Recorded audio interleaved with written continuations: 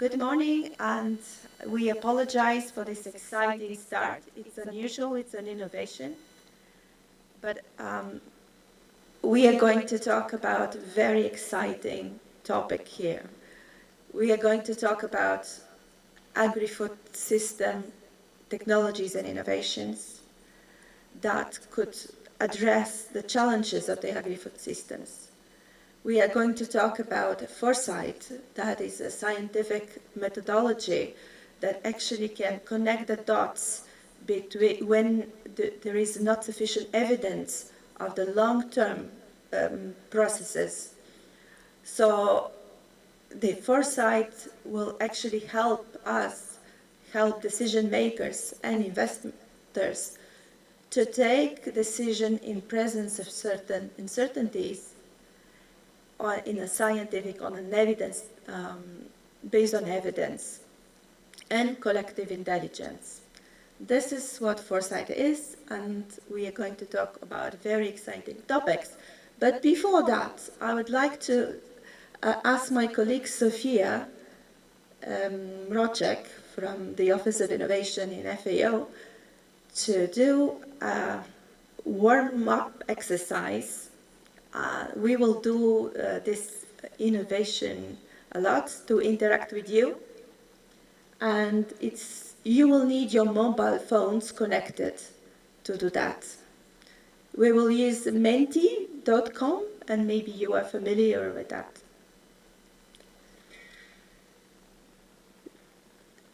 Sophia? Okay. Thank you. Hello, everyone. I hope that you can hear me well.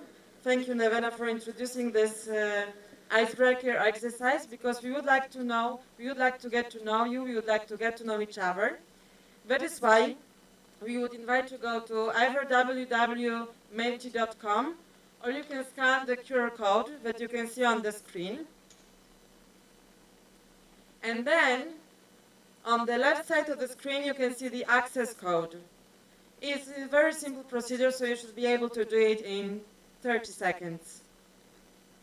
The access code is 6636156.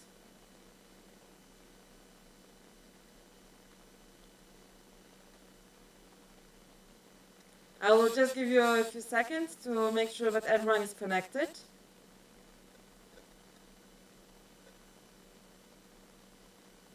Are we all set?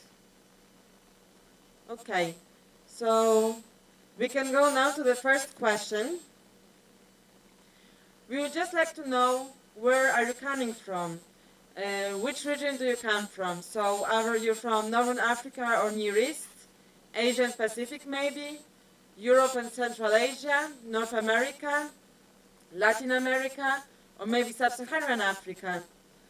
So as you can see, we have already some people responding. We have quite a number of people from Asia and Pacific and from Europe and Central Asia, but also from Sub-Saharan Africa and from, of course, Northern Africa and Near East. But I can see also someone from Latin America. Okay, so great to know that. We can go now to the next question. How do you perceive your main role in your organization? Meaning, what stakeholder group do you represent? And I hope that you can read. Are you a researcher, or maybe agricultural development practitioner, extension agent, representative of the farmer organization? Okay, I can see that we have quite a number of people from international intergovernmental organizations, but also from governments and from private sector. We have also quite a number of people from the agricultural sector, since this is our main topic, but also some researchers. So this is a very nice thing to have such a mixed crowd in the room, and we really appreciate the unique perspective that you will all bring to the discussion. Can we go to the next question, please? So we would like now to ask you, what's your previous experience with the foresight? Are you an expert, or maybe you have used it several times? Okay, so I have used it several times. It's winning for now. We have some people who are not familiar at all, so this session may be particularly interesting for you. And we have also some people who have heard about it, and it seems that we do not have people who are extremely familiar with it. But I'm sure that after this session, you will be more familiar with foresight. So now, Nevena, over to you. Thank you so much for taking part in this exercise. Thank you very much, and I'm very pleased that we have such a great audience today. We have representation from different regions, from different stakeholder groups, and this is exactly what we are going to need in the discussions of today. So without further ado, I would like to pass the floor to the Chief Scientist of FAO, Ms. Ismahan Elofi, for her opening remarks. Dear Ismahan, can you hear us? The audience would like to hear. Good morning. Thank you. So, Nevena, do you hear me? Yes, we hear you perfectly. Thank you, Ismahan. You can speak. So, can I start, Nevena, my opening remarks? Yes, please. Okay, thank you. So, good morning, colleagues, and apologies for the delay to start, given the technical issues that were in the room. So, esteemed colleagues, distinguished guests, and experts, it is really an honor for me to welcome you to the 8th session of the World Investment Forum. Thank you for joining this session led by FAO, where we seek to envision and create the future of agri-food system through foresight and innovation. I'm glad that you started with a warming exercise and also a bit of an insight of what foresight is. So at the core of FAO mission is the innovative spirit, fueling our collective journey to empower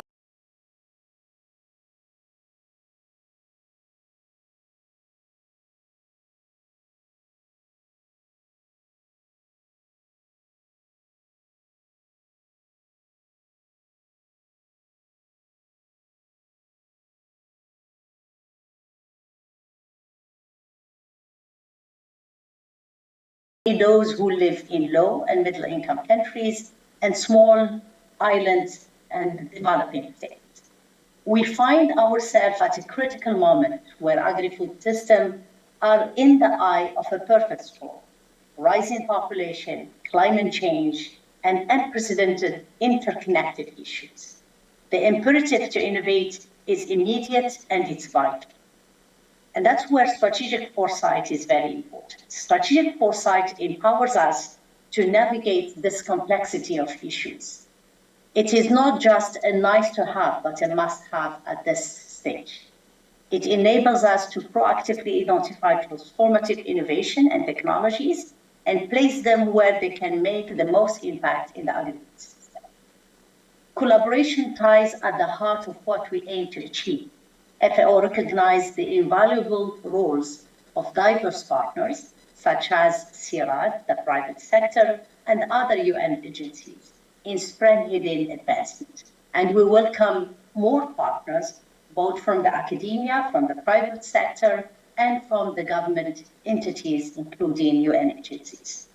Their visionary approach is instrumental to global agri-food system transformation. It is worth noting that not all innovations effectively trickle down to the farmers, to the farming communities. This disparity, especially across geographies and scales, calls for a focused dialogue on overcoming barriers to technology adoption and to knowledge sharing. I'm pleased that we have experts on our panel today who will shed light on this essential aspect. National and international governance mechanisms must also be aligned to foster an enabling environment. Such an approach ensures the widespread diffusion of beneficial technologies and will enhance collective efforts to make agri-food system more effective, more inclusive, more equitable, more resilient, and more sustainable. Today, we do more than merely forge partnerships. We build bridges of understanding knowledge, and collaborative action that steers us towards sustainable, inclusive, and resilient future. I'm really happy that this week we're also organizing the second edition of the FAO Science and Innovation Forum, where there will be a session on Thursday evening dedicated to foresight calls for action.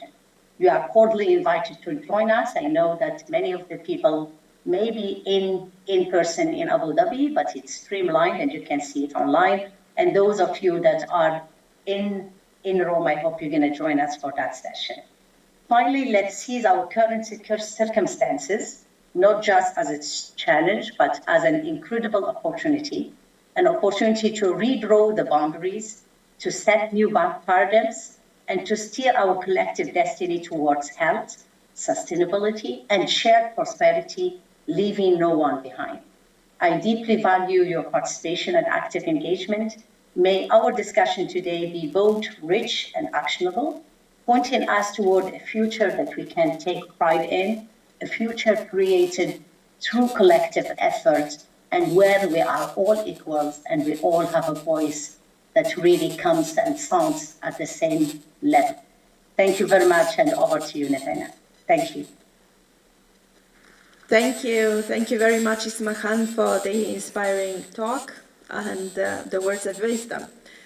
Indeed, we are not only going to talk about agri-food innovations and technologies, but we would like to zoom into the emergence phase, the phase between the technologies and innovations are leaving the labs and become used by the agri-food system actors.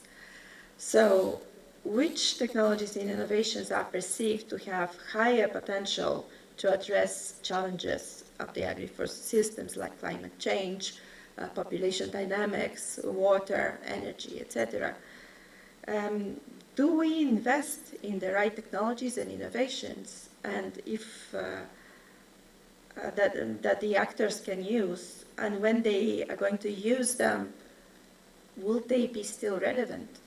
And these are the questions that we are going to discuss today, but I would like to give the floor to Kacper Nosarjewski to provide us some answers to that.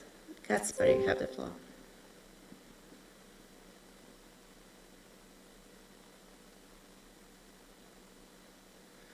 Thank you very much, Nevena, for the introduction. Good morning, ladies and gentlemen. It will be my pleasure to summarize the outcomes of the last couple of months' work of combined efforts of the FAO Office of Innovation and Office of Science Innovation and CIRAT Institute and 4CF working together on the assessment through foresight and through a horizon scanning of emerging agri-food system technologies and innovations. This project had two distinct parts. The first one dedicated to foresight through analysis of 5 different scenarios of the future. Being here at the investment forum, we are fully aware of the capacity by private investors, by public aid and investment agencies, and also by financial entities to sort of make the weather, to create conditions for change, to catalyze change, and to drive it in the right direction. Still, most of the investment is based on static assumptions, often derived from past trends, from historic data. The future is uncertain. The future is full of risks that can be assessed, but not all of them can be quantified. Not all of them can be taken into account when making strategic investment decisions and setting priorities. This space of uncertainty is filled and is embraced by foresight, applied future studies analyses, applied analysis of different possible and plausible futures that shed light on the mid and long term ahead. Just like investors make the weather, we could say that foresight is the climate study for investment. First, I would like to present to you the outcome of the foresight exercise run by our colleagues from CIRAT that produced 5 different scenarios. Take it into account the unprecedented and fast-moving choices in policy and investment, it is very hard to extrapolate present trends and claim that the future will be as we know from historic tendencies and historic patterns. The 5 scenarios present 5 different futures depending on which investments in agri-food system technologies and innovations are prioritized, but also what policy choices are made, and perhaps most importantly, by what kind of partnerships are formed and what communication and collaboration exists between the private sector, in investment, the private sector in agri-food entrepreneurship, public policy and international organizations. On the slide you have the summary of all the 5 slides, and I will go now through each one of them, presenting top-level remarks, the full content of these scenarios that you may use to plan your own investment strategies and prioritize different clusters of technologies and different activities will be available in a synthesis report that is scheduled to be published early next month. In scenario A, that is called Struggling Between Technological Illusions and Progress Towards Sustainability, we end up in a future where we know in principle what should be done, but it's not being implemented consistently.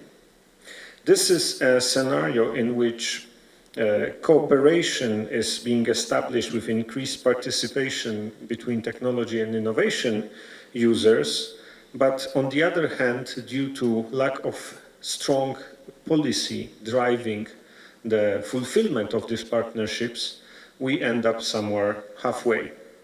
With uncoordinated and uncertain commitment from all sides around the tables of the investment and strategy for agri-food systems sustainability, we will not reap the full fruit, we will not reap the full benefits of an incoming productivity, but also sustainability anticipated revolution in agri-food systems.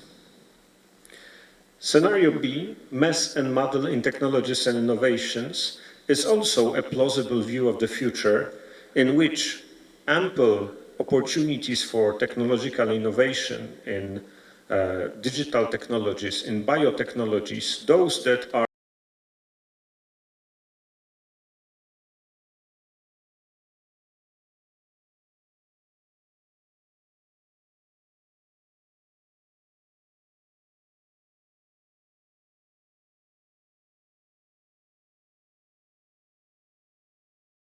rather favoring monopolistic or oligopolistic interests of the most wealthy and the dominant players in the agri-food systems, especially technology providers and capital providers for venture capital investment.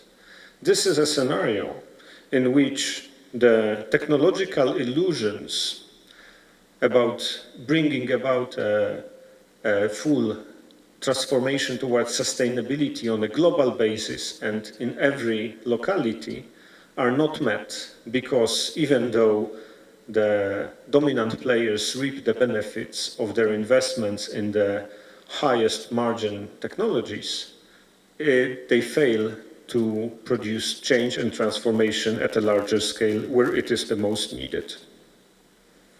The third scenario, Paradise of Sustainable Technology and Innovation, well, you can tell it right from the title that it's a rather positive one. It's a scenario in which both multinational, local, small, and startup companies, along with research and farmers, coordinate their efforts in setting agendas and implementing emerging technologies and innovations. But this is also a world that is knowledge intensive and where the collaboration is based on evidence-based, sustainability-oriented transformational goals that are shared by different actors. This is a scenario of enlightenment, if one may risk such a term, in which all different factors are taken into account, which in some cases may slow down the economic cycle of agri-food system innovations, but is definitely to the general benefit of all the local, including the most vulnerable agri-food systems. Scenario D, AI in control of agri-food systems and beyond, may be very suggestive now as we live and we surf on the top of the wave of hype around growing applications of artificial intelligence and expectation perhaps of even of emergence of artificial general intelligence. In this scenario, we see AI advising whether a given farm, a given economic actor should pursue a given crop or should perhaps experiment with switching from between different food production models. It's a world in which we give up some of the control over these agri-food systems that is now exerted by humans, accepting, on the one hand, the benefits of incredible optimization that is made possible by artificial intelligence, but at the same time accepting that we are introducing the bias and we are introducing perhaps even some bad decisions that can be made on available data on which the artificial intelligence will be trained. And the last scenario, scenario E, technologies and innovations, our last chance, is a scenario in which we fail to do what is needed when it is needed, which means that looking at a rising emergency of productivity needs and sustainability needs, we cannot dedicate as much of intellectual capital and direct the investments in a direction that would be guided by the best possible science and evolve with this science. A world in which we assume that our present knowledge about complexity in ecosystems and agri-food systems is enough to make the best decisions, and we also accept some of the trade-offs. A world in which we put a lot of faith in the new technologies and emerging innovations, but at the same time, we lock in on the priorities that can be understood under present science. This is then a world that is technology intensive, a scenario that is strategically very progressive, but that fails to recognize that science is a self-actualizing and constantly developing system that should give us constant feedback and help us improve the decisions that are being made. This is the summary of the foresight section of our efforts over the last couple of months that will be summarized in a synthesis report soon. The second part of our recent work concerns horizon scanning. Horizon scanning is a process in which, based on a variety of sources, we aim to get a good reading of the signals available in the market that could be heralding an incoming change, that could be heralding emerging technologies and innovations in particular. In this process, we used the foresight work done by our peers, our colleagues from around the world, from international organizations, NGOs, scholarly papers, but we've also built on top of previous FAO projects, such as the Oracle project and Foresight of Food and Agriculture. Through the horizon scanning, we've identified several hundreds of different signals that were evocative of more than 200 emerging technologies and innovations. After further refinement, this list has been brought down to 167 emerging technologies and innovations that were further clustered. We then set out to consult with private sector, academia, and extension systems experts from around the world to help us assess which of these emerging technologies and innovations respond best to the necessities dictated by challenges facing agri-food systems around the world that had previously been defined by FAO, and how they react to different trends, drivers, and triggers of change in agri-food systems. Let me briefly summarize the results of a Delphi study that we performed. Like I said, we were guided by challenges facing agri-food systems, such as the population and development dynamics, climate change, disasters, conflicts and crises, erosion of natural resource base and biodiversity, food loss and waste, energy demand and use in agri-food systems, inclusion of the most vulnerable, transboundary and emerging agri-food system threats, and national and international governance. On the slide, you see corresponding clusters of emerging technologies and innovations, the contents of which are explained in detail in the synthesis report, but the clusters that seem to offer the most promise in meeting these challenges. We've also used expert interviews to better understand some of the choices and some of the assessments made both in the horizons when we are browsing through the horizon scanning results and through the Delphi. We see, and I will come back upon this, that there seems to be, in terms of advanced geospatial technologies and advanced digital technologies, ample promise to increase productivity in agri-food systems to meet the growing demands due to growing population density and distribution of a population around the world. What we are failing to see, however, is some of the investment that is required in policy innovation, financial and social innovations to meet the other challenges that seem to be not only not less important, but as important as the top challenges that we all know and understand. Part of our assessment was to learn more about the trends that are driving the change in agri-food systems and the kind of positive change that we would like to see where productivity meets sustainability. Right on top of this, with the top assessment, is the trend of increasing efficiency of development of emerging technologies and innovations. This is a very bold statement and a very promising one, taking into account that if you look at, for instance, the total factor productivity in economy, it's harder and harder to get productivity higher. And still, within agriculture and food industry and agri-food systems, there seems to still be a potential for growth bigger than perhaps in other domains. Bigger and one that can be tapped at a cheaper price.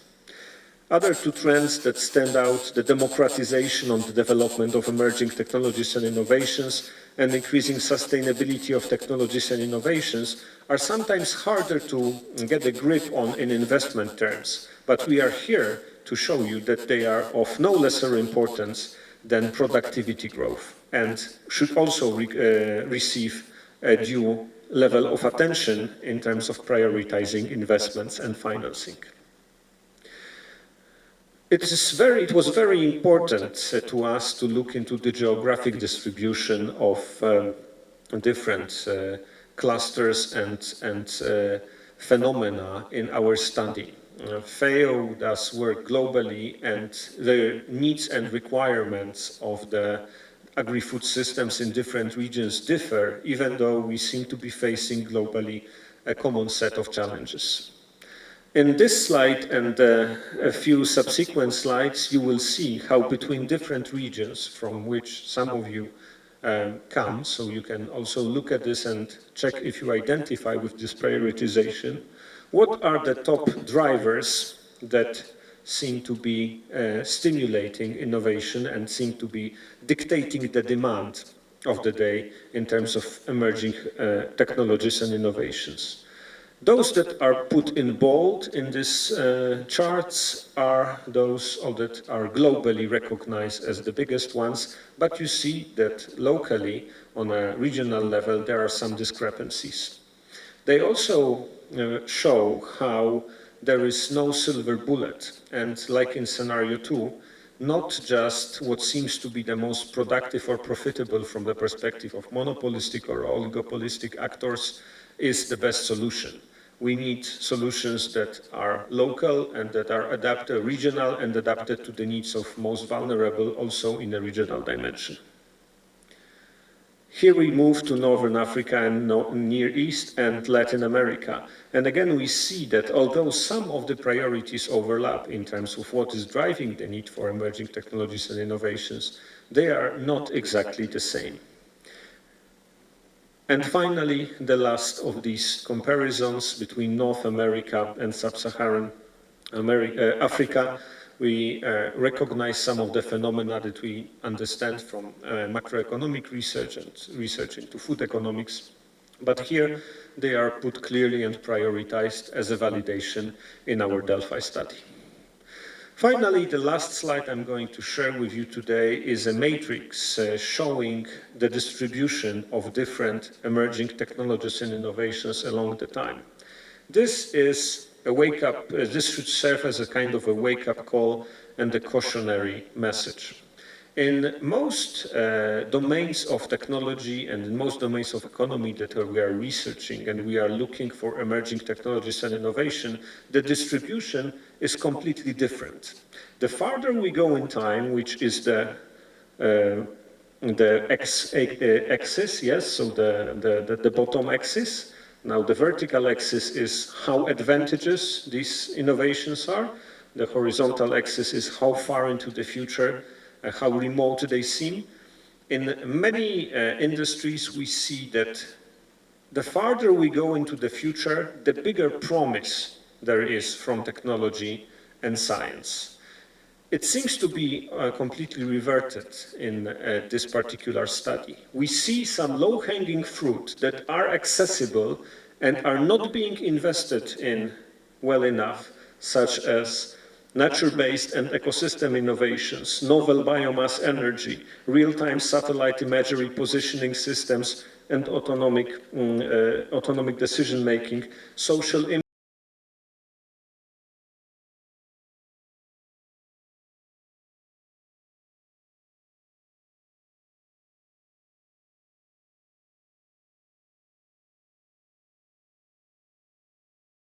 are completely misunderstood and are not even considered as a possibility, such as macro-scale teleportation, such as 3D printing of food and liquids and 4D nanoscale printing. These, however, have some kind of a base in scholarly literature. This is, like I said, and that's the conclusion of the entire presentation. This shows how agri-food system experts and investors facing the challenges and standing in front of many different futures as presented in scenarios may still be prone to suboptimal decisions in terms of priorities and investments, perhaps also because the uncertainties they are facing are not treated with enough foresight and perhaps not tackled with the right set of tools to understand what the future may hold for us. Our project was meant to shed some light on precisely this question. Thank you very much for your attention.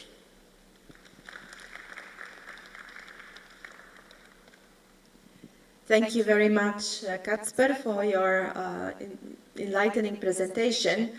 And now I'm sure I would like to turn to the audience, and I'm sure you have a lot of thoughts about the future and the scenarios about technologies and innovations. And you will have actually an opportunity to put yourselves in the shoes in the future. So with that, you will need your mobile phones. That's the moment you will need it again. And I hand over the microphone to Sophia to guide you through this exercise. After that, we will have the discussion with the panelists. So they will comment your choices and put their perspectives as well. Thank you. Thank you, Nevena. So As Nivena said, go back to your phones. The access code is the same. So we just continue with the next question. So you have heard about these 5 future scenarios that Kacper presented. And we would now like to ask you, which scenario is the most similar to the current situation? Scenario A, between technological illusions and progress towards sustainability. B, mess and muddle. C, paradise of sustainable technologies and innovations. Maybe scenario D, AI, artificial intelligence and control. Or scenario E, our last chance. So you can pick the scenario that you think that is the most similar to the current situation and drag it and drop it on the top. Can we see the Menti code again, please? Okay. Yes, it's on the top of the screen. It's 6636156. So it seems that most of you decided that the current situation looks like struggling between technological illusions and progress towards sustainability, although quite a number of people think also that artificial intelligence is already taking over agri-food systems. And many of you also think that we are now at our last chance scenario, meaning that you have to go for any technology that can save the humanity. But there are some optimists as well who think that we are very close to the paradise of sustainable technologies and innovations. So can we go to the next question, please? So which scenario is your preferred one? Which scenario you would like to live in? Okay, quite. Maybe it's not surprising that the top ranking goes to the paradise scenario. I think that we can go now to the next question. Although some people also would like to have artificial intelligence in control. We can maybe now go to the next question. Which scenario you would like to avoid? Which is a really an undesirable one? Okay, quite surprisingly again, paradise. It's something that we're not desiring. No, so okay, for the time being, the one that we really want to avoid is mess and muddle, but also artificial intelligence and control, and our last chance. These are the top 3 that we really want to avoid. And on this note, I would like to hand over back to Nevena. Thank you very much, Sophia, and thank you very much to all of you for being part of this exercise. It's actually called a backcasting exercise and is used for policy making based on insights from scenarios. And of course, to a certain extent, it can inform investments. Then I have here a wonderful panel. It is composed of 6 people. You can see 4 here in the room, and we have 2 more online. And I have this short question to them, basically commenting on your choices. From your stakeholder perspective and also expertise, how would you comment the choice in the 3 cases, the scenario that we're experiencing more or less now, the one that we would like to avoid, and the one that we would like to live in the future?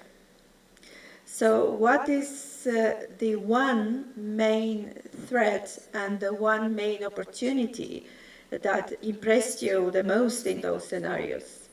And I would like to pass the microphone to the people who are next to me. Maybe Anar, would you like to? Thank you very much, dear Livena. First of all, I would like to express my gratitude for inviting me to this event. I'm truly privileged to be here and to be in this panel. And this particular exercise is really interesting. Well, we are using probably some elements of this exercise, let's say in my country, Azerbaijan. Well, we are using log frame, we are using theory of change, which also has some elements of this backcasting or foresight scenarios.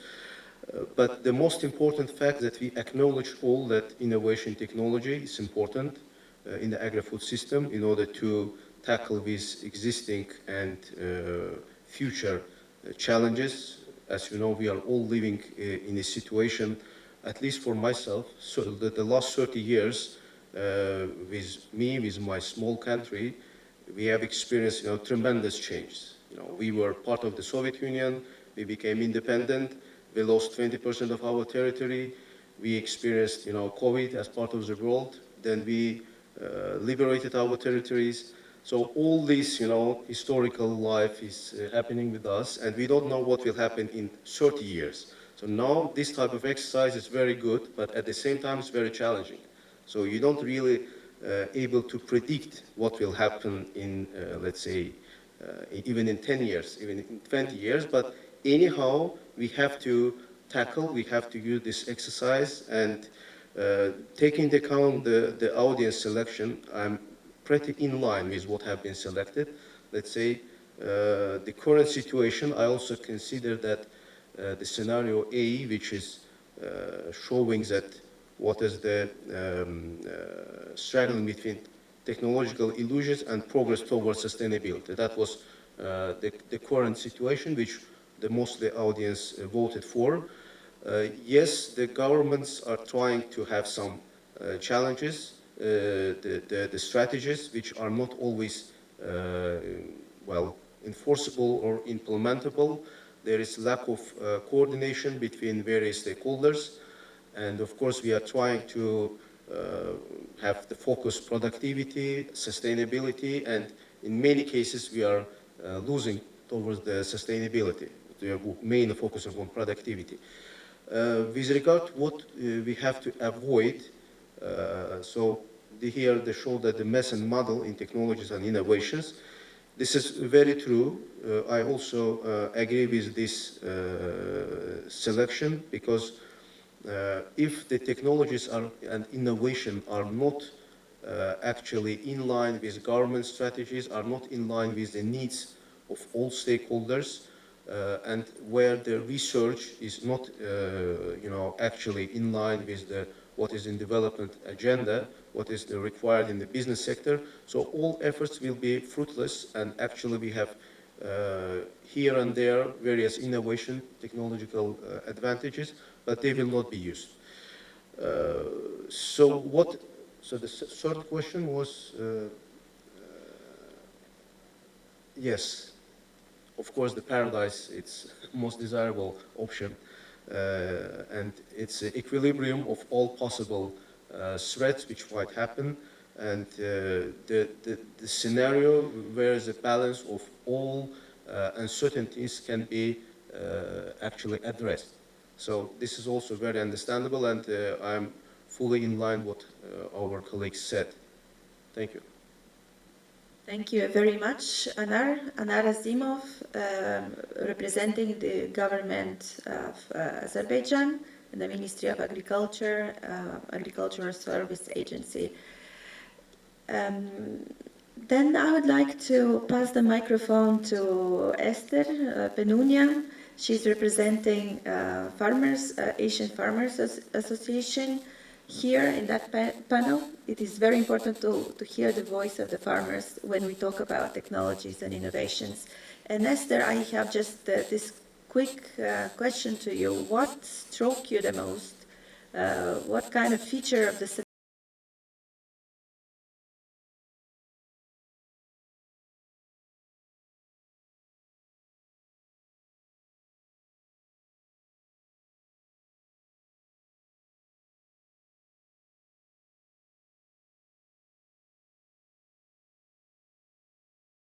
because you already inputted, gave us remarks no, on the scenarios that you want or you avoid and your desired. So just to start off from what you said,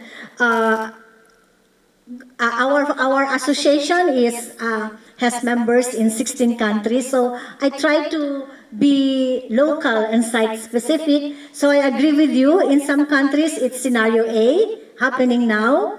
In some countries, it's scenario B happening now also. And like for example, in the Philippines, we are part of Southeast Asia. So many digital innovations happening. But when we ask our farmers, they say many of them do not even know these digital solutions, or if they know, it's something that is out of reach for them.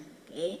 And then also there is, in some countries, there is scenario E happening where private sector, the civil society organizations, and even the farmer organizations, because we are already in an emergency. There is already climate change. We need to innovate. And so when there is nothing there or it's unreachable, we try to innovate. So there's a bit of E, for example, with India. So many digital solutions are taking place with farmers organizations and with CSOs. Okay? So what is my preferred scenario? You say B, oh, B, preferred scenario, or I know you say D, or and C, non-C, and I also have that C as our preferred scenario because it's inclusive. It has all the stakeholders in all the innovations. But what we want to stress now when we do the C, the scenario C, is that it's not inclusive not only in terms of asking the farmers what they need, but in co-designing the digital technologies, we have to be there also as farmers. And what we want to avoid, you said B and D. For me, it's D. No, it's D. It's total control of AI. I'm so afraid. No, I'm so afraid because I feel, no, this is my personal thing. I haven't asked our members yet, but I feel that we will lose touch with our humanity, and we will lose touch. We will not be able to empower the farmers who are at the field. They are innovators because their feet is on the ground. They experience the realities of climate change and conflict and food insecurity. So they act because it's emergency for them. They need to survive. We need to survive. We don't like AI controlling what we want to do. So this is something that I don't like. Thank you. Thank you very much, Esther. Indeed, inclusivity, co-innovation are very important features. If we have artificial intelligence taking control, we may wonder whether co-innovation can happen at all. And that's a serious concern that we have to act upon if we would like to avoid. So, Anand was saying, it is difficult to predict in 30 years' time what the future will be. Indeed, and we are not here to predict the future, but to get inspiration from what the future can be, so that we need to act right now in order to avoid potential threats or go straight away towards the desired future. And I would like to turn back to our participants that are online. We have David Laborde, that is agricultural economist, and he is the director of the FAO Agrifood Economics Division for his insights, and then we will go back to and then we will also ask Jorge Laguna Celis, UN Environmental One Planet Network Director, to provide his insights. Thank you. David, can you? Yes, thank you very much. And thanks for the presentation. And yes, looking how people are run the different scenarios.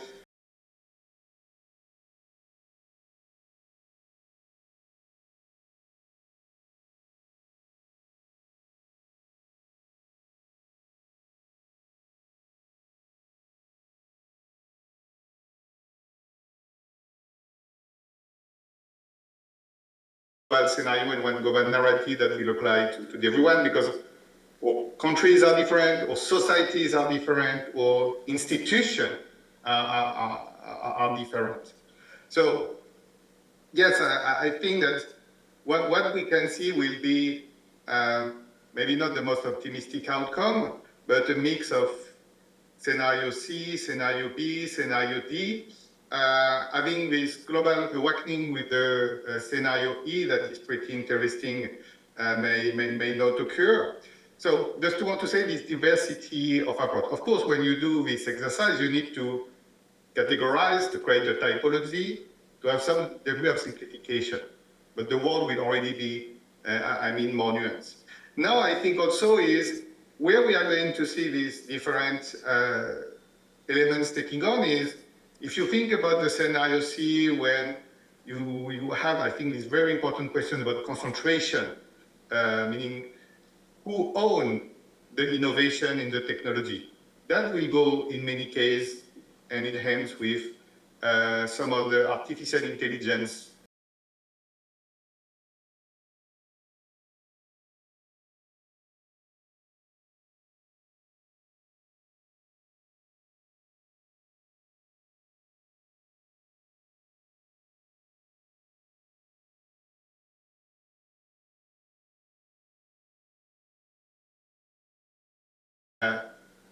currently, and the type of technology we talk about, AI, is not something that is intelligent per se.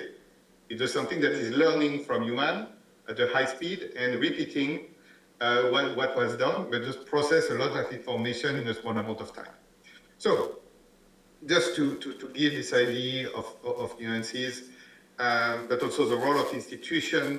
And I think at the end, all this technology are distributed across country and across the population.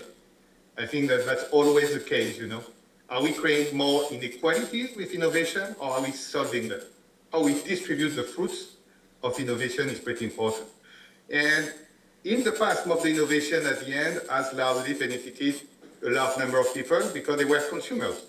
But each innovation tends to kick out some producers, some farmers from activity, and bring others. So I really see that, you know, beyond the technological aspect of innovation, and of course as economists that also might look at it, what will be the distributional impact of them, who can adopt them, and that will lead me to my short remark right now is also who is making them, who is innovating for who. And some of the social innovation, some of the financial innovation that we see can actually take place in communities, can be done in a very decentralized way, when the most intense in technology will still require more and more large-scale investment and may tend to be more concentrated, including in the private sector, if the public sector doesn't take the leadership on this. And that's where I think we have to have a call and the leadership among public institutions about saying, yes, they can still generate a lot of innovation, and they can make sure that this innovation will benefit a large number and just a small number. Back to you. Thank you very much. It was very interesting, and I am looking at the representatives of the public research and also private sector, how they would comment on your questions, who owns the technology, what is the distribution of the technologies. And also thank you for pointing out the value of the diversity of the scenarios and the fact that they will different things will be happening in different parts of the world. But before turning back to the research and the private sector, I would like to have the words of Mr. Jorge Laguna Celis from the viewpoint of UN Environment One Planet Network. Thank you. Thank you very much. Let me just express how delighted and pleased I am to be here, and how much I regret that I am not able to be in person with you today in this important forum. I congratulate FAO and the organizers for hosting this event. I will start, as David mentioned, the scenario, first of all, by saying what an incredible work of foresight research has been done to address the key issues of linking innovation to the transformation of our food systems. Let me speak just one word about what we are. We are the One Planet Network, also known as the 10-year framework of programs on sustainable consumption and production. One of our core programs is the Sustainable Food Systems Program, which is enabled, co-convened, and supported by FAO in a multi-stakeholder approach and fashion. We work on other aspects as well, but I want to bother you with this at this moment. We also believe and we advocate that science, research, foresight, and data have to help us improve decisions. The decisions that we advocate for are those decisions that move towards patterns of sustainable consumption and production. And this is where my key message is going to be now. I agree fully with David in what he has mentioned, saying that it is very unlikely, and if we look from a historical perspective, that our food systems will evolve in a single course. What we are seeing globally as part of the research of the International Resources Panel, it is that the extraction of material resources is growing dramatically globally. But also what we are seeing, because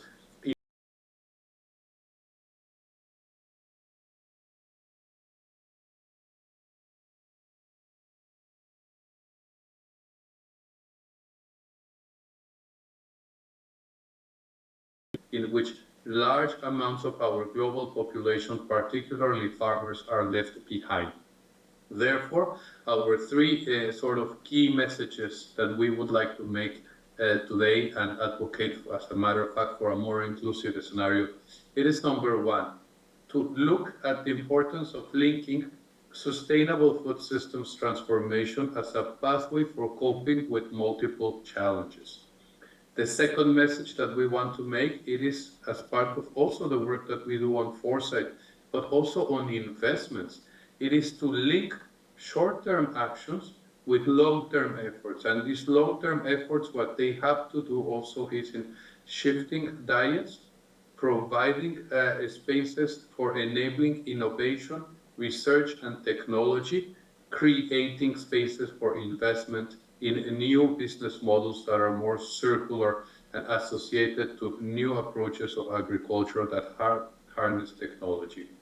Last and not least, our key message, very much also echoed by our colleague from research, academia, stakeholder organization that spoke before me, it is the need for inclusiveness, participation, and meaningful collaboration at all levels.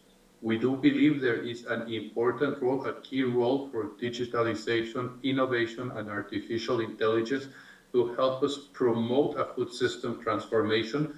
But this should come, and I insist here, the gains on efficiency should come with an overall rethinking of our patterns of consumption by shifting our diets to more locally resourced ingredients and by using and relying on traditional, I would say, methods, approaches that are there, widely known. We just need to invest in them and discover and rediscover what has already been providing great results, I would say, in many cultural contexts. Thank you. Thank you very much. Your three key messages are very well taken, focusing the technologies and innovations to address multiple challenges, short-term actions linking with long-term planning, and also the emphasis on inclusion. And now I would like to ask Sarah Odwell. She represents a public research here, CIRAT. She was part of the foresight study that we did. Sarah, from your perspective, how research will be reacting to the scenarios, what you can get from the comments of the other panelists and also the public. There was this question about artificial intelligence as well. Okay, thank you, Nevena. I'm very pleased to be part of this enlightening panel discussion. Um, what I've heard so far is the different opportunity we can grab from the different scenario, and for sure the scenario C seems the one that raises more opportunity. What I want to highlight here is that within this scenario, something is very important to understand is that one technology cannot emerge from one stakeholder alone if we want this technology to be sustainable. This means that we need to think in a systemic way, meaning that we need to consider the different stakeholders that interact within each agri-food system. We need to take into account power relationship, cooperation mechanisms, governance mechanisms, and we need to anticipate all of that. So this is why my first key message about the opportunity within this scenario. And then the main threat that I perceive is come from the scenario D with the AI. So for sure, AI per se show potential high benefit, but we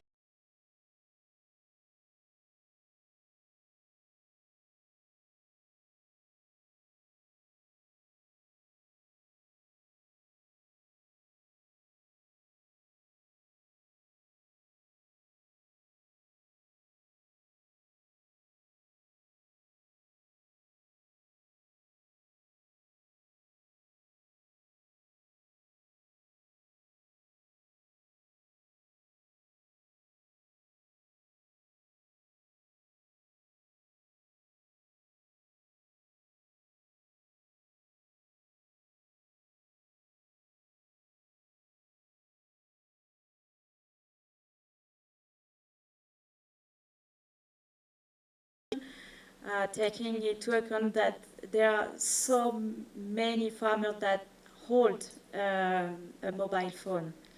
So if we want the AI to produce inclusive solution and technology, then we need um, access and relevant flow of data everywhere in the world, so that this new technology won't increase inequality, but increase access to knowledge to everyone. So this was my key message. Thank you very much, Sarah. And now I'd like to turn the floor to Mr. Romano De Vivo, who is representing CropLife International, the industry, here in that panel. And it's very crucial to have the private sector into this conversation about emerging technologies and innovations. Romano, you heard a lot of questions already about artificial intelligence, about the ownership and distribution of technologies that I would kindly ask you to reflect. But also, across the scenarios, we saw that the private sector is playing a particular role. Sometimes the role differs. However, engagement of the private sector for sustainable, resilient, and inclusive agri-food system is always present. So how would you comment that? Sure. Nevena, thanks a lot. And also thank you, Sophia, for involving us in this extremely important exercise. And my take from the reaction of the public is that it's very coherent, first of all, with the results of the Delphi analysis. Because clearly different regions are looking also at the challenges in slightly different ways, despite we are all facing the same challenges. And I see that there is a very strong attention in the current reality to the first scenario. particularly, I see that there is an elephant in the room that we should carefully consider. That is the disconnect between research agenda and development agenda. What are we doing to align these agendas?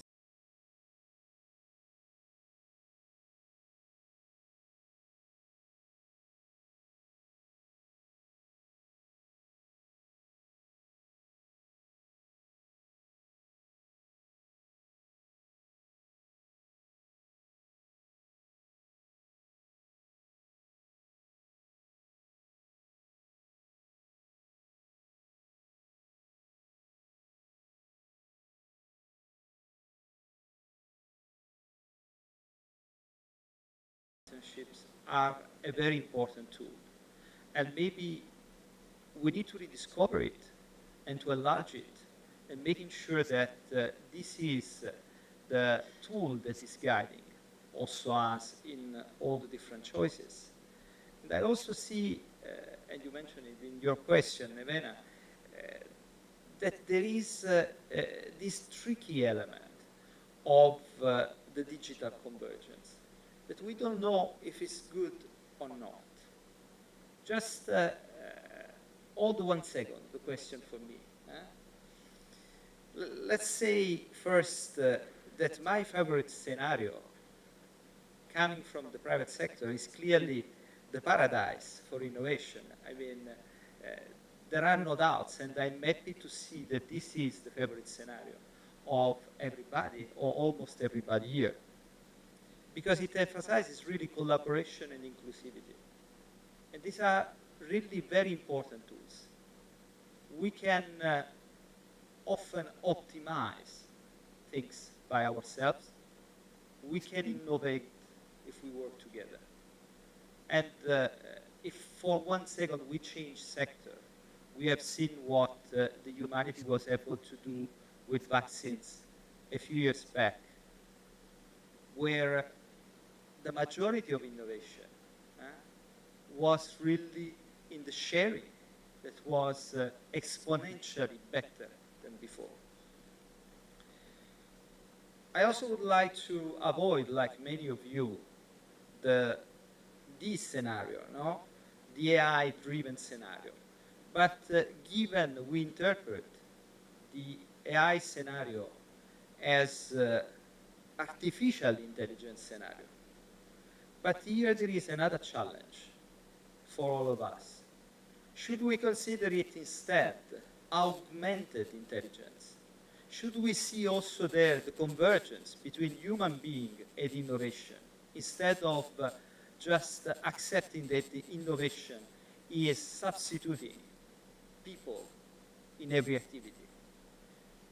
In my experience in agriculture, I never saw substitution of technologies. I only saw convergence of technologies. And this is an important lesson, because together with the agenda, the fact that technologies need to be brought together with the practices, together with knowledge, this is a fundamental lesson that we should not forget. And this will help us to also provide a better foresight. And I mean, I would like just to conclude saying that for the private sector, innovation is essential, and sustainability is essential as well. Because in the private sector, you need to compete with other companies. And in order to compete, you need a competitive advantage. Today, only innovation and sustainability are bringing a competitive advantage. So the private sector is not an enemy, either of innovation or sustainability. So please consider us your partner for foresight, but also for everything else that is including agriculture. Thank you very much. You had a very rich intervention, Romano, and thank you again for it. What we heard from you is that private sector is very open to collaboration, to public-private partnerships, and you emphasize on the convergence of the technology. So no silver bullets.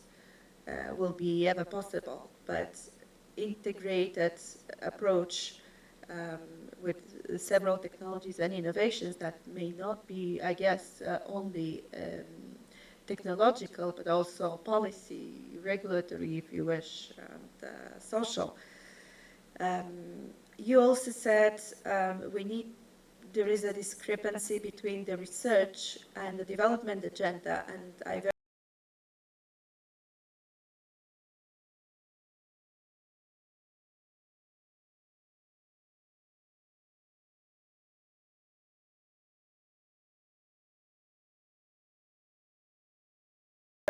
we have to take now to change our food systems, to transform them into more sustainable, inclusive, and resilient patterns. So with that, I would like to actually turn back to Esther.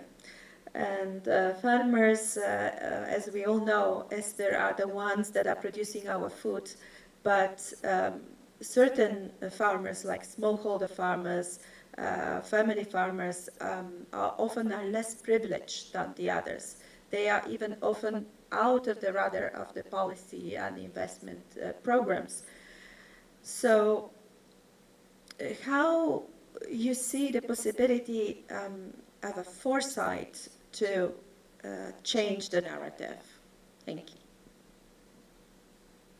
Thank you for the question, Nevena. So I would like to take this opportunity to share with you that our organization has experience in foresight, but grassroots foresight. So we had 3 grassroots foresight exercises in Philippines, in Indonesia, and India. And I really love what happened. No? In the Philippines, it was with a fishers group who has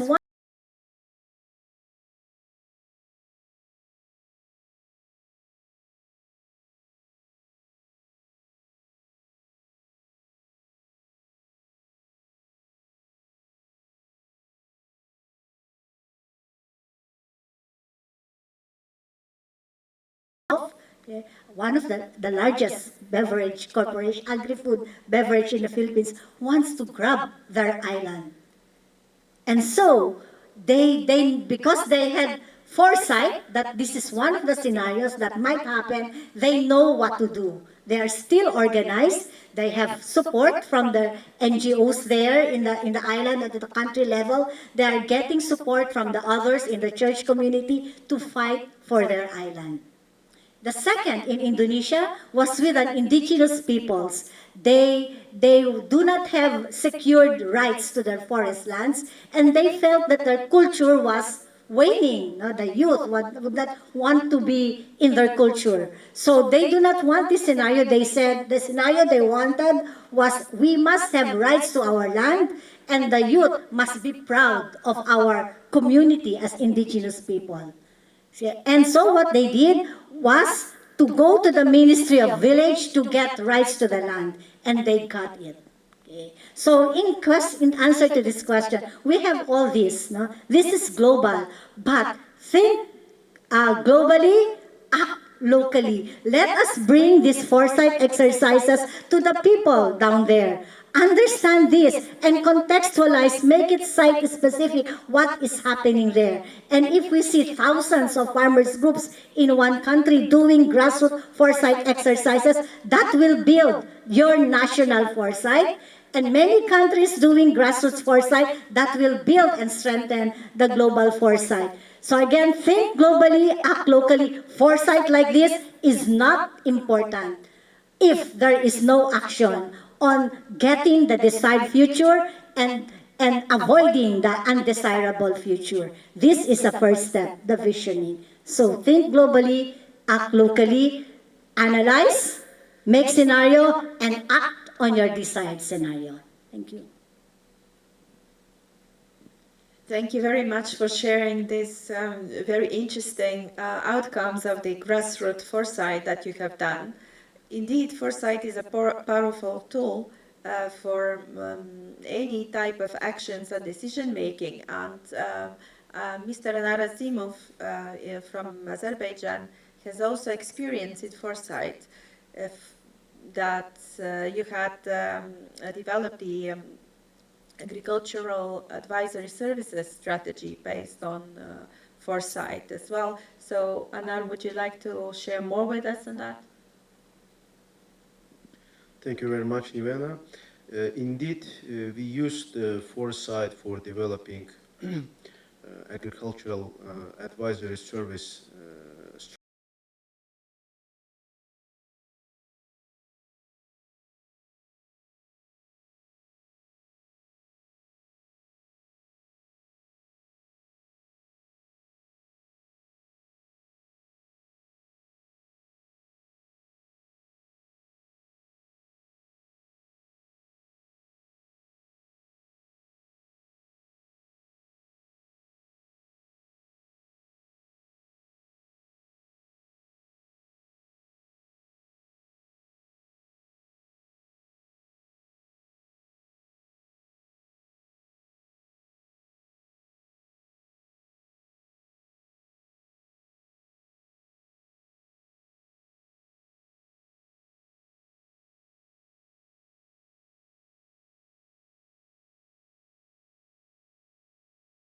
of the team we have developed all together with also group of international experts. We used the experience of various European countries, of some countries which already have developed extension service. We also used the experience of other countries we currently developing, and we developed something which is suitable for our local condition. As my colleagues said, we acted exactly in that way. So we think globally, but acted locally. So we decided to have 2 years transition period in the strategy for the 5 years duration. And the main elements of the strategy is that this strategy should focus all the 3 aspects, the processes, people, and infrastructure, in a way that at the end of the day we will facilitate innovations. So that is very important. And of course, the system need to be pluralistic. All the stakeholders should take an active part in all the decisions, in all the aspects. But of course, the strategy is the strategy. But implementation-wise, it's a real challenge. And we are already experiencing challenges because once we are thinking about innovation, the high tech and everything, but our small farmers, they are not in the position to digest. They are not in the position to make decision based on the something that they never experienced, they never touched. So we have to slowly explain them in the pilots, in the demonstrations. We have to work with the farmers who are willing to be pioneer in the sector. So based on this, champions, so we can slowly develop our system of facilitators, the system of active farmers, farmer schools, based on which we can reach the majority of our small farms, which constitute 80% of our farmers in the country. And we believe that this foresight has provided lots of support in developing the strategy. And I can already say that we already having some positive elements among the communities. We already starting to use innovation, started to form the groups, started to use in a collective way. The establishment of association becomes more popular, but still there is way to go, and we believe that with constant upgrade and constant analytical and critical analysis of the approved strategy, we will be able to come up in 5 years' time with better innovation, more sustainable agriculture in Azerbaijan. Thank you. Thank you very much, Anar. And actually, you pointed something very important, and that despite the fact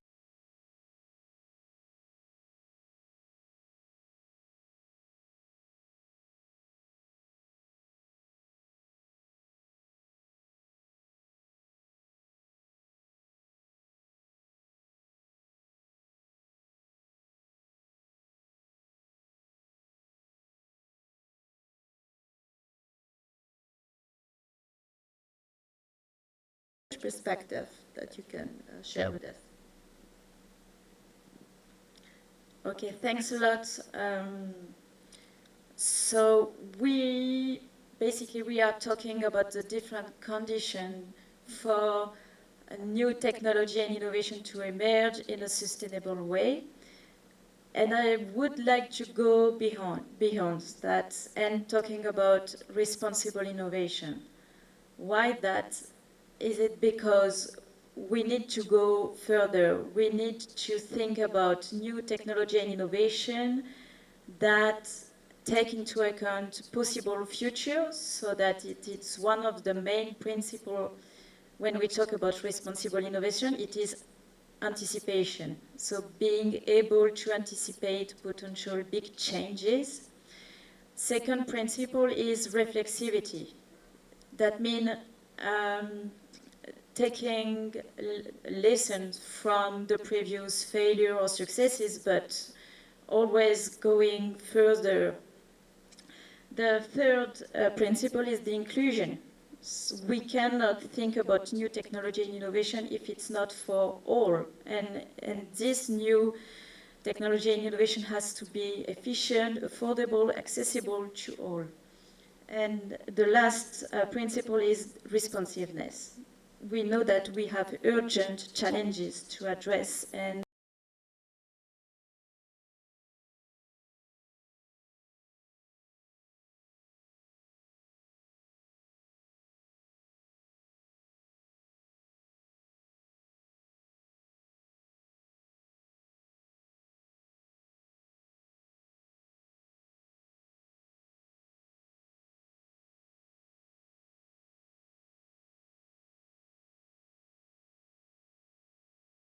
on agronomic, economic, even ethical issues.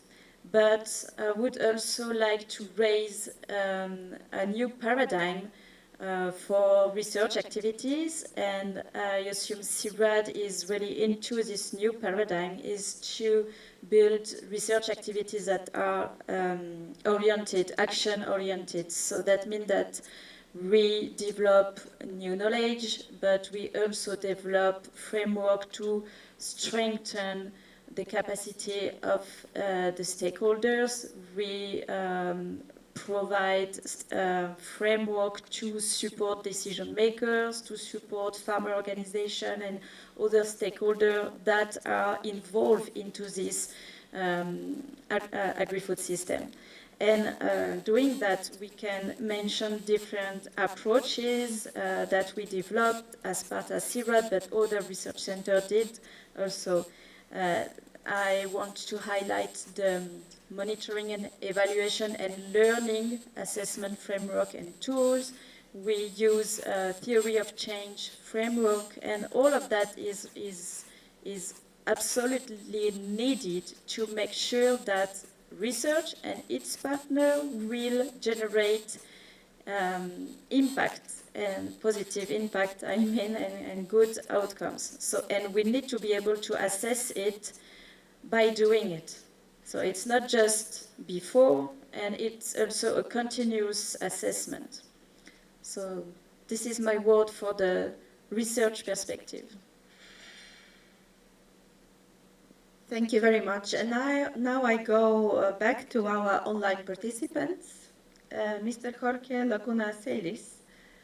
The scenarios made evident that global, regional, and country governance and partnerships are crucial driver for creating positive, enabling environment for technologies and innovations. From UN organizational point of view, how a network like yours can contribute to a sustainable future? And if you have to mention one key action that we have to take from now on, from your perspective, what it will be.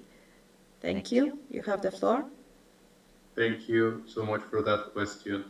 One key component that I wanted, that the previous interventions had made me think, it comes and emerges from perhaps what we are bringing to the table, and that is our ability to convene multi-stakeholder partners to advance food system transformation. This year, in April, the Sustainable Food Systems Program, with the support of many organizations, included at the grassroots level, but also private sector organizations and national governments, came together for our global conference on sustainable food systems. This was an important pathway to the stock-taking moment of the UN Secretary General's Food Systems Summit follow-up process. The three messages, and these are very much relevant to the discussion today, that I want to also share at this point. One, if we can do something, there's two things we can do. One is to continue advancing and rethinking the global governance architecture of food systems. Why? Because we need to create the enabling conditions that would bring the investments towards sustainable food systems, but from a systemic perspective.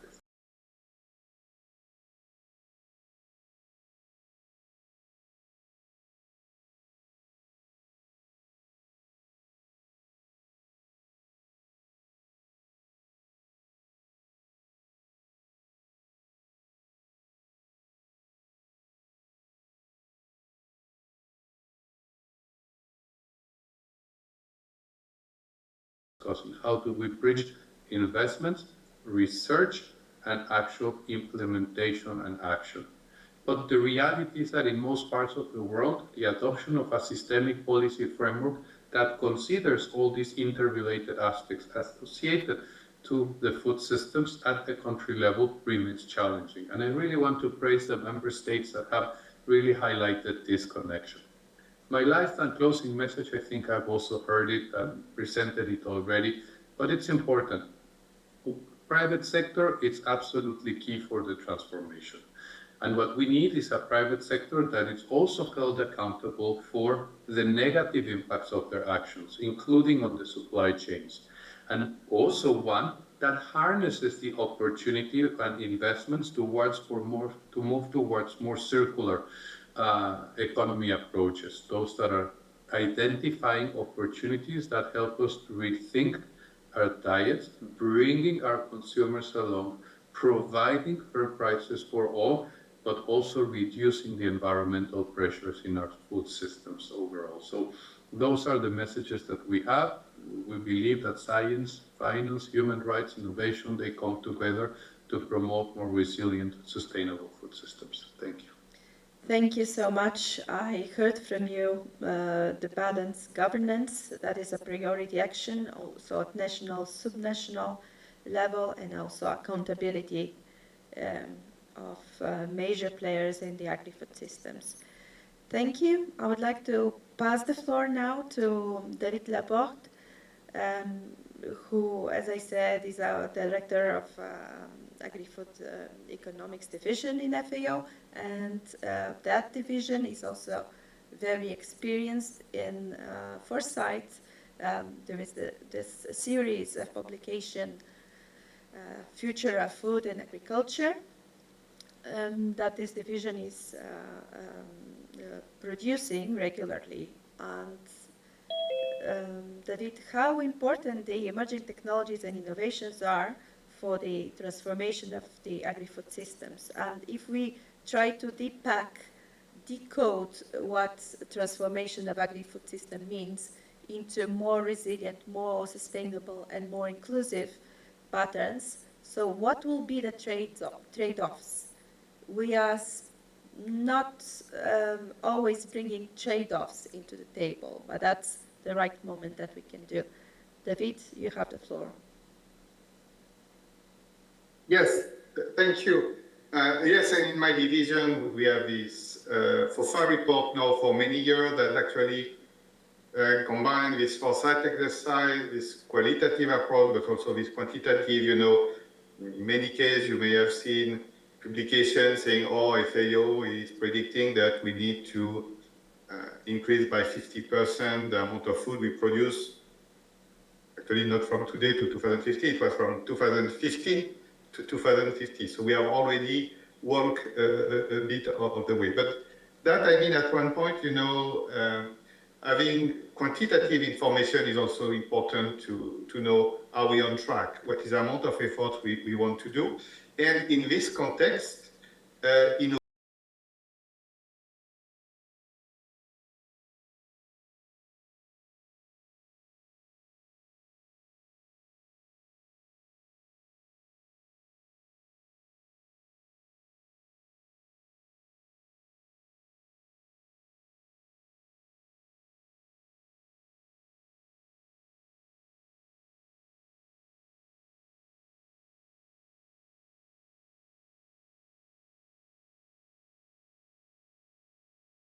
avoiding to waste food with better way to cook, with better way to process, but also because we will still have a part of the organic matter that will go to waste. What we want to do with waste in terms of energy and so on. So these innovations are important. But I'm not going to talk about numbers so much. I want also to talk about the philosophy behind it. Here we are not about the food system, how it's going to evolve. We are talking about how it's going to transform.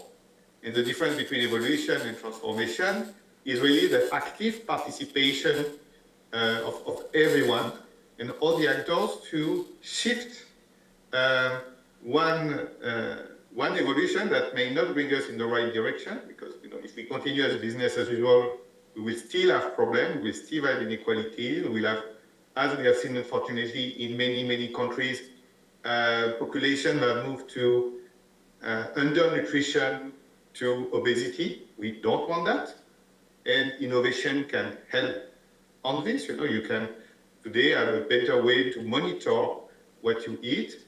You can, with a cell phone, try to get better advice or tracking. But that will not also solve all your problems. The same cell phone, smartphone that can help you try to eat better can also help you to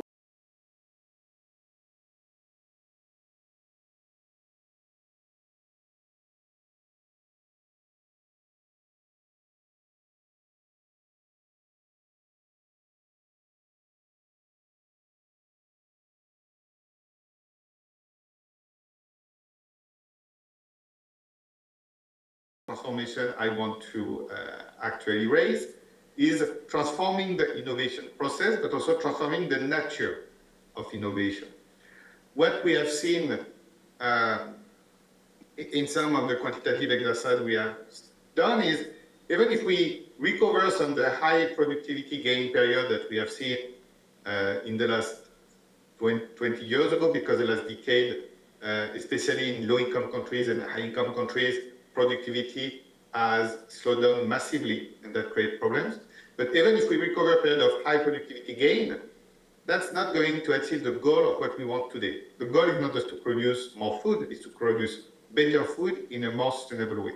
So we really need to transform the type of innovation we do in order to make sure they are greener, on one hand, also that they, and we already say several times, they are more inclusive. So how we make sure that downstream this innovation are adopted in an inclusive way. So what is the type of patent? And behind it, this is a trade-off.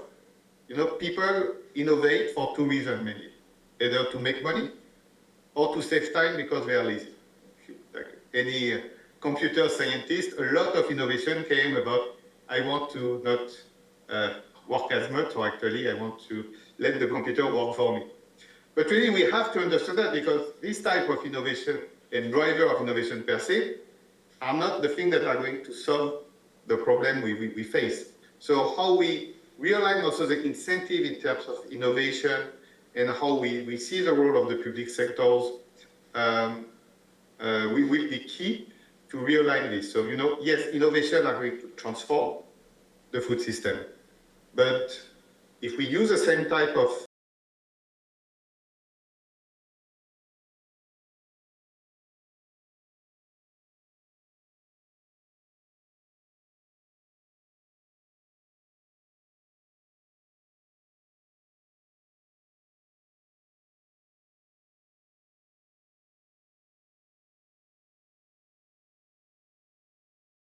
the innovation system to deliver on what we want. Back to you. Thank you so much. So I see a wonderful convergence of opinions and also consensus almost reached here in that panel, that we need to rethink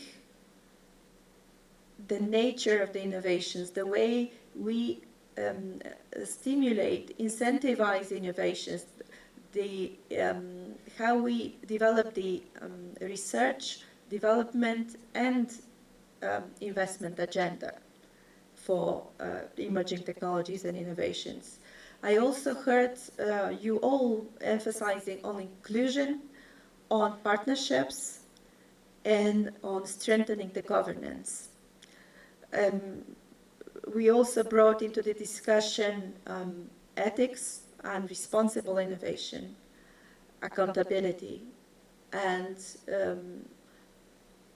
this is exactly what we need to start with, to start improving, to act now in order that we will reach the paradise of technologies and innovations and the agri-food transformation for sustainable, inclusive, and resilient patterns in the future.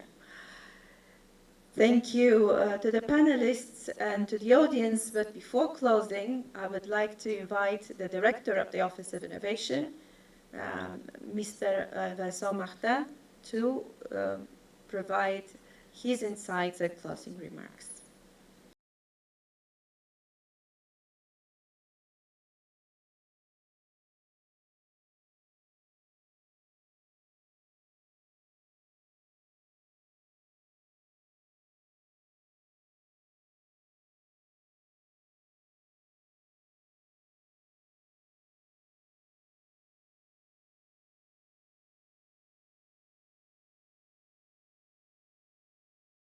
I wanted to say first a great congratulations and thank you for this participation, very active participation. The diversity of the perspective we've heard this morning was absolutely fascinating.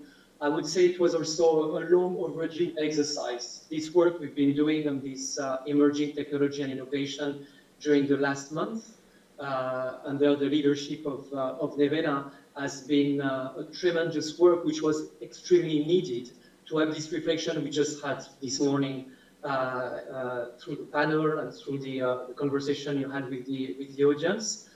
We needed to have this perspective because we need to better prepare for the future.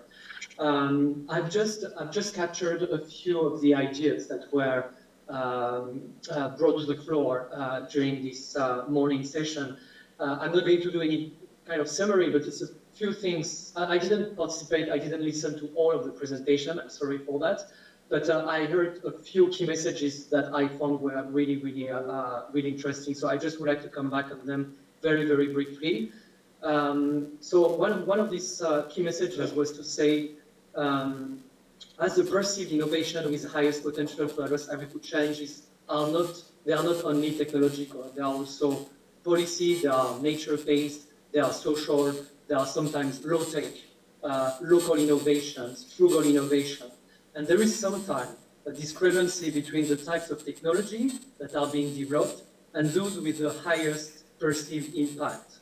And therefore, what I was hearing is that we need also to rethink the way we target investments, we develop research programs, and we implement initiatives in the Global South. So that's something that I could hear.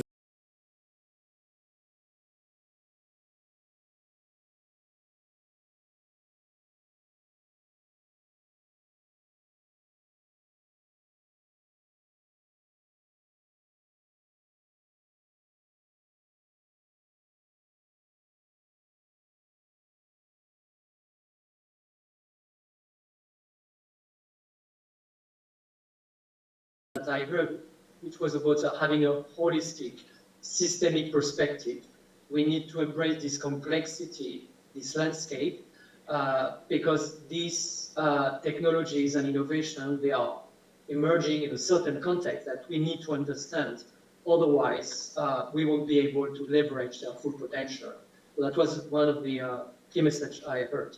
The third one is that we need to place the emphasis on systemic, co-creative and anticipatory approaches and capacities to decrease the timeline between the research and the investment phase to ensure that the technologies stay relevant when they are actually applied.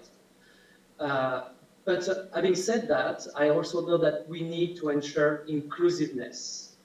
We need to add inclusive feedback mechanism so that the technologies evolve along with the evolution of the user's needs and the context, and the evolution of the context as well.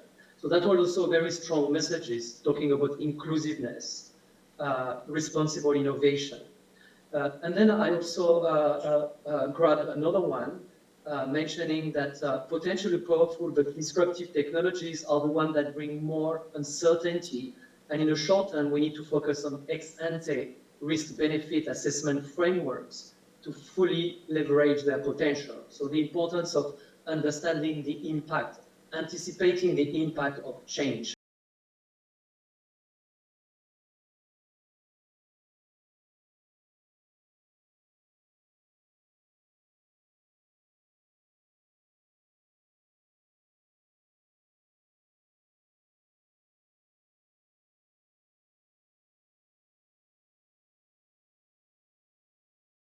Key for agri-food system transformation by leveraging emerging technologies and innovation. So this is some of the ideas I've captured by listening to the end of this discussion. Thank you again for organizing this session, which I think was fantastic. I would like to say also that this is an iterative process. This is the kind of thing that will be done regularly. We need to update our understanding of these emerging technologies and innovation. And in FAO, it's part of a larger initiative that is led by my office, the Office of Innovation, which is called ATIO, Agri-Food System Technologies and Innovation Outlook. This is a very important initiative that we're starting now with the aim of scanning the horizons, capturing the technologies or capturing the whole life cycle of science, technology, and innovation so that we can close the gap between science, technology, and innovation, policymakers, and the end users. So this is something that we will hear more in the future with this flagship publication called ATIO, and that will encapsulate all the discussions on foresight that we have been hearing today. Thank you so much again, and I just wanted to give this simple closing remarks with you. Thank you very much. Thank you very much, Vincent, and thank you for staying with us despite your very busy agenda with the Science and Innovation Forum. And dear participants, you will hear more from FAO and the Office of Innovation with the ATIO Agri-Food Technologies and Innovation Outlook, the new flagship publication. Thank you.